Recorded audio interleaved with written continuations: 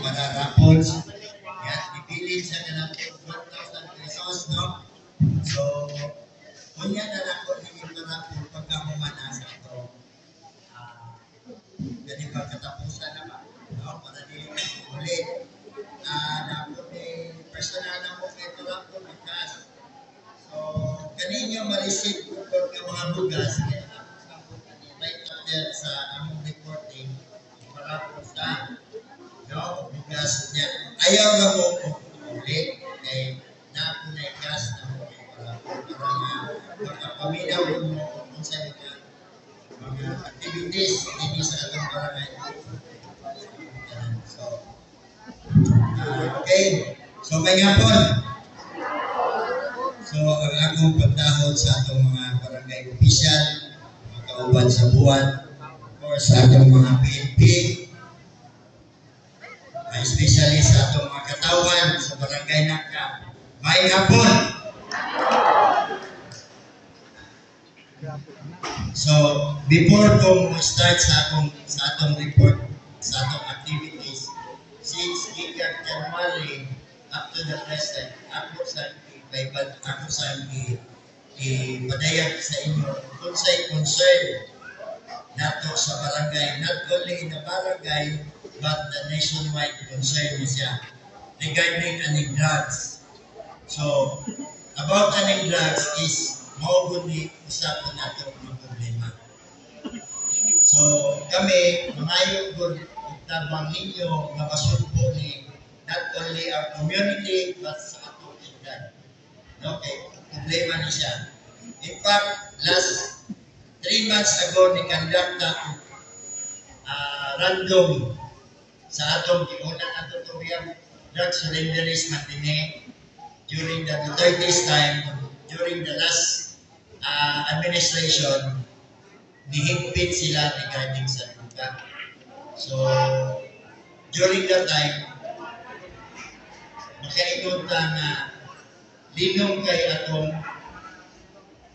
syudad o atong lugar. Karon medyo ni balik. In fact, katong last na mo din nga random sa atong mga drug surrenderies, wala tayo na positive. But namin na positive na nato din nga katong na-identify na to, na iunog ang buhok. So kami, mangayo tabang sa komunidad nga ato po ni siya mo big vigilant na ini. Without sa inyong tabang tinanglan dinit, huwag na mo'y maobserbahan sa inyong sulod sa pamilya ka na dili na makatulog, dili na ganahan mo kaon, dili na po mahubog, bisag kung sa kadagan sa ilignon, so muna na siya usa kasi nyalis nga gagamit sa kalugan. No? Ayaw mo, pagpakabana, buol mo na ko, kaya ako na na'y mahalang mo istorya na. Dili ko na ito siya na yung i-report sa PNP. Kung dili, direct level na ito sa barangay, kung ma-resolve na ito, atong tabangan. Kaya we are also a victim. No? So, mangayo na kung may tabang ninyo. So, ikaduwa na concern sa barangay is ganing stray dogs. Ganing layaw ng mga iro. So, muhangyo o ninyo nga. O dili na galing ninyo masalangan o at liman ang inyong iro, isurrender na lang na siya. Daghan kaayo na nakita mo, daghan ay nanisgrasya, may napabot kong mga angkon.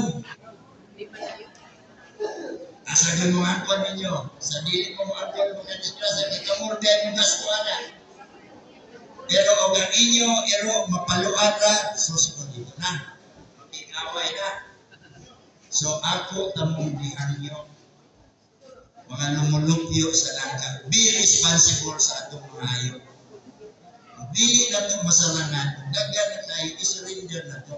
Wala ka rin na atay yung farm, kaling nasa all barangay hall na ito, ay, i-acknowledge sa atong konsehal. Our very own, Batanon, konsehal Luis na ito. Okay, ako din tayo. So, naanak ko tayo, kaning trailer din na nga mo nato sa Ginoo.